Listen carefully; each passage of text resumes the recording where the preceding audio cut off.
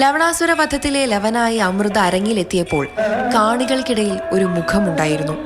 സന്തോഷം കൊണ്ട് ഈറനണിഞ്ഞ് മുത്തശ്ശന്റെ മുഖം. പ്രായം 76 കഴിഞ്ഞു.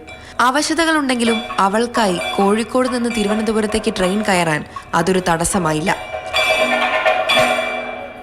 ശാസ്ത്രീയമായി കഥകളി അഭ്യസിച്ചിട്ടില്ലെങ്കിലും നല്ല കഥകളി ആസ്വാദകനാണ് മുത്തശ്ശൻ. വേദിയിൽ കയറുന്നതുവരെ മാർഗദർശിയായും അരങ്ങിലെത്തിയപ്പോൾ മികച്ച ആസ്വാദകനായും കളി കഴിഞ്ഞപ്പോൾ ആരാധകനായും അമൃതയ്ക്കൊപ്പം തന്നെ മുത്തശ്ശൻ നിന്നു.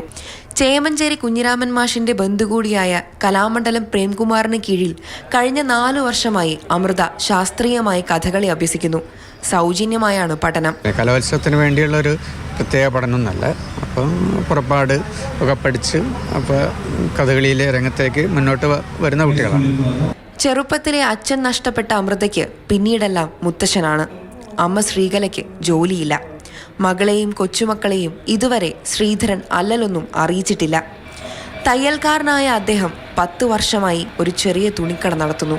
അച്ഛൻ നഷ്ടപ്പെട്ടു പോയ വകയിൽ എനിക്കത് ഏറ്റെടുക്കേണ്ടി വന്നു. ഞാനത് ഏറ്റെടുക്കാൻ തയ്യാറാണ്. ഞാൻ ഒരു അവസാനം വരെ ഒരു തയ്യാറെടുത്തിൽ ഏത് വിധത്തിൽ രക്ഷപ്പെടുത്താൻ വേണ്ടി ഞാൻ ശ്രമിക്കും. കഥകളി അരങ്ങിൽ എത്തിക്കുന്നതിന് ഒരു പ്രത്യേക നിർദ്ദേശവും മുത്തശ്ശൻ പങ്കുവെക്കുന്നു. സംഘാടകരോട് പറയാനുള്ള കഥകളി അവതരിപ്പിക്കുമ്പോൾ അതിനൊരു ചെറിയ സംശയത്തിന് രൂപം, ഒരു കഥേൻ്റെ ഒരു ചെറിയ വിവരണം സദസ്സിന് ന്യൂ ജനറേഷനൊക്കെ ഉൾക്കൊള്ളാൻ പറ്റുന്ന തരത്തിൽ കൊടുത്താൽ ഞാൻ പറയുന്നത് കുറേ കൂടി ജനങ്ങൾ ഇതിലേക്ക് ആകർഷിക്കുന്നതാണ്. കഥകളിക്കൊപ്പം ഭരതനാട്യവും കുച്ചിപ്പുടിയും പഠിക്കുന്ന അമൃത തിരുവങ്ങൂർ ഹയർ സെക്കൻഡറി സ്കൂളിലെ 9ാം ക്ലാസ് വിദ്യാർത്ഥിയാണ്. ക്യാമറാമാൻ സുധീഷ് തിരുവല്ലയ്ക്കൊപ്പം കാർത്തിക മഠത്തിൽ, മാതൃഭൂമി ന്യൂസ്.